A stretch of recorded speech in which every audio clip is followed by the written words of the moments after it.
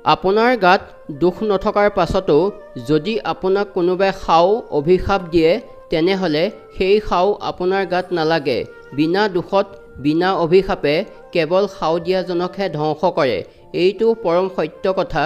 গতিকে যদি আপুনি শুদ্ধ তেনেহ'লে এনে অভিশাপলৈ ভয় কৰাৰ কোনো প্ৰয়োজন নাই। যদি আপুনি জীৱনত সফল হ'ব বিচাৰিছে, যিটো কামত আগবাঢ়িছে সেই কামটোৰ প্ৰতি আপোনাৰ একাগ্ৰতা থাকিব লাগিব। তাৰ পাছত চাওক, আপোনাক সফল হোৱাত কোনেও ৰখাব নোৱাৰে। এজন শুদ্ধ ব্যক্তিক সদায় শান্ত দেখা পাব, কিন্তু এজন অশুদ্ধ ব্যক্তিয়ে নিজৰ শুদ্ধতা প্ৰমাণ কৰিবলৈ চিঞৰ বাখৰ লগাই ফুৰে। প্ৰশংসা লাগিলে যিমানেই নকৰক কোনো কথা নাই, কিন্তু অপমান কেতিয়াও নকৰিব।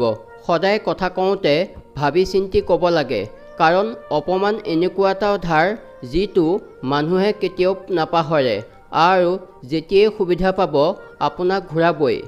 সুখী জীৱন পাবলৈ এটা ধুনীয়া ডাঙৰ ঘৰৰ প্ৰয়োজন নহয়, মাত্ৰ ঘৰখনত এটা ভাল শান্তিময় পৰিৱেশৰ প্ৰয়োজন। যিসকল ব্যক্তিৰ খং, জেদ, অহংকাৰ এইকেইটা অভ্যাস আছে তেনে ব্যক্তিক ধ্বংস কৰিবলৈ শত্ৰুৰ প্ৰয়োজন নাই। এই অভ্যাসকেইটাই যথেষ্ট।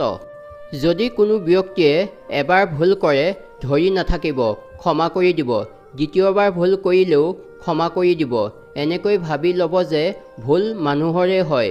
কিন্তু যদি তৃতীয়বাৰ ভুল কৰে, একেটা ভুল বাৰে বাৰে কৰে, তেনেহ'লে সেই ব্যক্তিজনৰ পৰা দূৰত্ব বনাই লোৱাটোৱেই ভাল, কাৰণ সেয়া তেওঁৰ ভুল নহয়, আচলতে তেওঁৰ অভ্যাসহে। যদি জীৱনত সুখী থাকিব বিচাৰে তেনেহ'লে সিদ্ধান্ত সদায় নিজৰ অৱস্থা বা পৰিস্থিতি চাই কৰিব। আনক দেখি কোনো সিদ্ধান্ত নল'ব, কাৰণ যি আনক দেখি সিদ্ধান্ত লয় তেওঁ জীৱনত সকলোতকৈ বেছি দুখী থাকে। পানীত পৰিলেই মানুহৰ প্ৰাণ নাযায়, প্ৰাণ তেতিয়া যায় যেতিয়া সাঁতুৰিব নাজানে।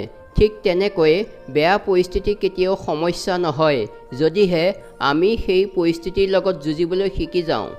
শ্ৰীমদ ভাগৱত গীতাৰ মতে জীৱনত যি হয় সকলো ভালৰ বাবে হয়। মানুহৰ জীৱনলৈ বেয়া সময় এইবাবে আহে যাতে মানুহে ভাল সময়ৰ মূল্য বুজি পায়।